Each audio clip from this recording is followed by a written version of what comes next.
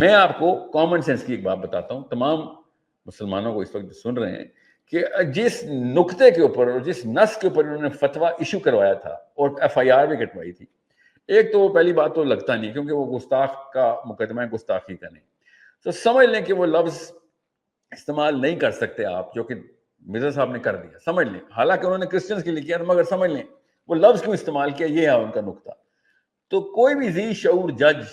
یہ کیس اپنی سماعت میں لے نہیں سکتا، کیونکہ اس نے کہنا ہے کہ بھائی اگر یہ لفظ استعمال کرنا گستاخی ہے تو آپ میری کورٹ میں یہ لفظ استعمال نہیں کر سکتے۔ اگر وہ کورٹ میں استعمال نہیں کر سکے گا تو مقدمے کی سنوائی ہوگی، وکیل بھی کہے گا کہ سر میں یہ لفظ استعمال کی بغیر وہ کیسے بتاؤں کہ انہوں نے کیا کیا ہے۔ تو جج کامن سینس کی بات کرے گا لیگل پریسیڈنس میں کہ بھیا اگر یہ لفظ استعمال کرنا گستاخی ہے تو خود بھی تو گستاخی کرے گا اس وقت۔ تو وکیل جرا میں آگے سے کہے گا کہ نہیں سر میں خود نہیں کر رہا ہوں، میں آپ کو خالی یہ بتا رہا ہوں کہ فلاں بندے نے استعمال کیا ہے۔ تو جج کہے گا تو سر جس بندے کے بارے میں یہ بات کرے اس نے بھی تو کسی اور کے بارے میں یہی بات کی ہے، اس نے خود تھوڑی کہا ہے، یہ اس کا کلیم ہی نہیں ہے۔